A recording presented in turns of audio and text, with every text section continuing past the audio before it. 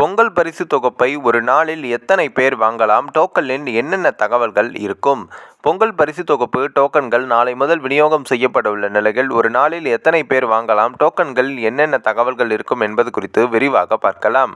அதாவது பொங்கல் பண்டிகையை மக்கள் உற்சாகமாக கொண்டாடும் வகையில் பொங்கல் பரிசு தொகுப்பு வழங்கப்படும் என்று தமிழ்நாடு அரசு அறிவித்துள்ளது. இந்த ஆண்டு பொங்கல் பரிசு தொகுப்பில் அனைத்து அரிசி குடும்ப அட்டைதாரர்கள் மற்றும் இலங்கை தமிழர் மறுவாழ்வு முகாம்களில் வசிக்கும் குடும்பத்தினருக்கு தலா 1 கிலோ பச்சரிசி, 1 கிலோ சர்க்கரை மற்றும் ஒரு முழு கரும்பு வழங்கப்படும் என்றும் அறிவிக்கப்பட்டுள்ளது. வழக்கமாக பொங்கல் பரிசு தொகுப்புடன் ரூபாய் 1000 ரொக்கம் வழங்கப்படும் நிலையில் இந்த ஆண்டு நிதி பற்றாக்குறை காரணமாக பொங்கல் பரிசு தொகுப்புடன் ரொக்கத்தொகை வழங்கப்பட மாட்டாது என்று தமிழ்நாடு அரசு அறிவித்துள்ளது.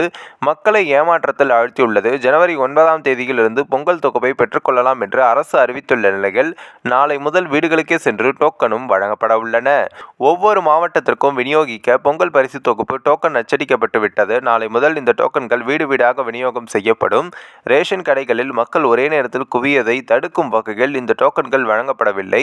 ஒவ்வொரு ரேஷன் கடைகளிலும் காலையில் 100 பேரும் மாலையில் 100 பேரும் பொங்கல் பரிசு தொகுப்பு வழங்கும் வகையில் டோக்கன்கள் வழங்கப்பட உள்ளன. இந்த டோக்கன்களில் நீங்கள் எந்த நாளில் ரேஷன் கடைகளுக்கு சென்று பொங்கல் பரிசு தொகுப்பு வாங்க வேண்டும் என்ற கேள்வியும், எந்த நேரத்தில் சென்று பொங்கல் பரிசு தொகுப்பு வாங்க வேண்டும் என்ற விவரங்கள் தெளிவாக இடம்பெற்றிருக்கும். அந்த டோக்கனில் குறிப்பிட்ட நாளில் நேரத்தில் ரேஷன் கடைகளுக்கு சென்று பொங்கல் பரிசு தொகுப்பு வாங்கலாம். இதன் மூலம் கூட்ட நெரிசலில் மிகவும் எளிதாக பொங்கல் பரிசு தொகுப்பை வாங்கி வர முடியும். நாளை முதல் ஒரு பக்கம் வீடுகளுக்கு பொங்கல் பரிசு தொகுப்பு டோக்கன்கள் வழங்கப்படும் நிலையில், மறுபக்கம் பொங்கல் பரிசு தொகுப்பு பொருட்களை ரேஷன் கடைகளுக்கு அனுப்பி வைக்கப்படும் பணியும் தொடங்க உள்ளது. ஒவ்வொரு மாவட்டத்தின் குடோன்களில் இருந்து அந்தந்த ரேஷன் அட்டைதாரர்களை பொறுத்து பொங்கல் பரிசு தொகுப்பு அனுப்பி வைக்கப்படும் என்றும் அறிவிக்கப்பட்டுள்ளது. இந்த ஒரு வீடியோ குறித்து உங்களுடைய கருத்துக்களை நீங்க மறக்காம கமெண்ட்ஸ்ல சொல்லுங்க. நம்ம ஏஷியாநெட் நியூஸ் தமிழையும் தொடர்ந்து ஃபாலோ பண்ணுங்க.